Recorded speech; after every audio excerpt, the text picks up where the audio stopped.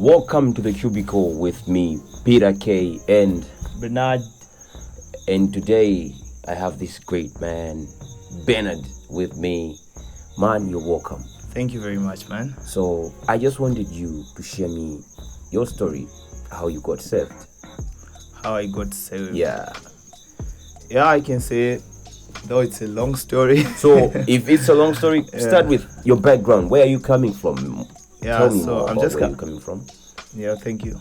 Yeah. So I'm coming from a Christian family. Okay. Where my mom used to take us to church like every Sunday. We used to go to church, but not knowing the purpose of us visiting the church or attending the church. We were just going just because that mom wanted us to go. So we just grew up as a hobby. Yeah, that's how it was, man.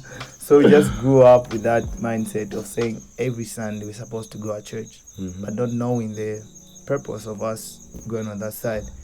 But as time goes on, as I was growing up, I started asking myself questions like, okay, what am I getting from this? Why am I going to church every time? I started asking mom. Mom, she said, like, you just have to be going to church because Christ died for you. Yes. Yeah, so you have to give praise back to him. I didn't get the whole idea of what she was saying, but so I started doing my researches, and there was this one time when I went to church with my uncle, and he was asking me many questions like, man, he repeated what I was asking myself, why do you come to church? I was going through the Bible, and then him asking me different questions. It was a big challenge to me. Not until he quoted me this verse of John chapter 3, verse 16. Where it says like, for God so loved the world that he gave his only beloved Son, that whosoever shall believe in him shall not perish but have everlasting life.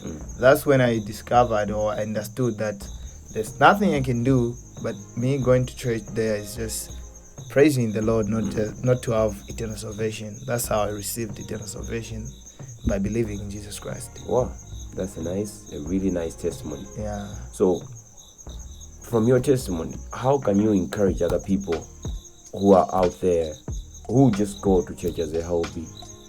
The youth who are just going to church, and some of them, they're just stuck. They have a lot of questions with no answers, and they quit going to church. How can you give them an advice, or what can you say to them? So from that I can take an idea of somebody who is going to school without knowing the purpose of that person going to school. I've seen a friend who was just attending the class but not having the idea of who is he planning to be in the future, or what is he going to do with the certificate. Definitely failed. You see, he had zero idea. So my advice to somebody who's going to church just because they're supposed to go, their family introduced them to church, that's not enough. Know the purpose. Why are you going to church? And who are you giving praise to? You see, you understand and you enjoy the Christianity life.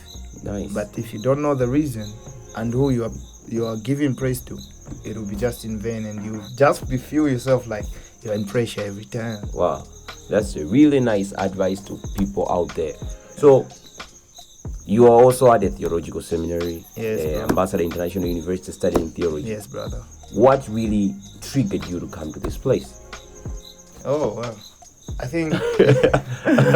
You didn't expect that. I didn't, man. What triggered you to be found at this place? So I'll be very much careful. I don't want to decorate this or trying to make it or create it as a good picture. But I just found myself here. Okay. Unknowingly that I'm coming to study the Word of God. Not until I understood that it was God who called me to come here. Wow. And dig more, have the full understanding of what His Word is talking about and the purpose why I'm worshiping God. Wow.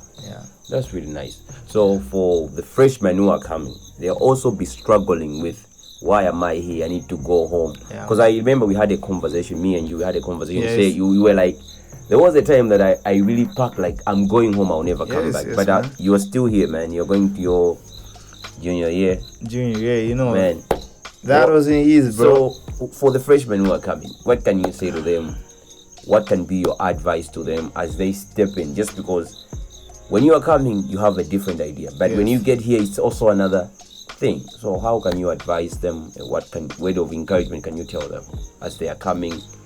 January, they will be here. They will be struggling with question. I need to go back home. I don't belong here in this place. How are you going to advise them or tell them a word of encouragement? Yeah, so the word of encouragement, it can be the same of which I gave to that friend of mine whom I had at school, who didn't know why the reason was attending the classes. Yes. So he couldn't start, you know. So if that person had the whole idea of why he was going to school, he couldn't be coming just because of coming, and he could be concentrating to why are we getting in class. Yes. It's because we want to learn. Yeah. So to everyone, every student who is about to come here, the whole idea I can give you here is that know that you are coming here for school, nothing else. Don't expect much more, but God Himself, He will reward you. Wow. And I can promise you, I can guarantee you that you'll really enjoy this place and you'll learn a lot. Man, thanks for the word of encouragement to the young people who are coming, and for all the people who just go to church as a hobby, and some who are just stuck with a lot of questions. I will always say, it's not His doing, but Christ alone, all things came together. Yeah. He's now in his junior year, but in his freshman year, he really wanted to go home, and he was really I was almost home. I'm going home, but it's only God kept him to this place. And we always say to the freshmen that are coming, really, your mind should just be centered on God.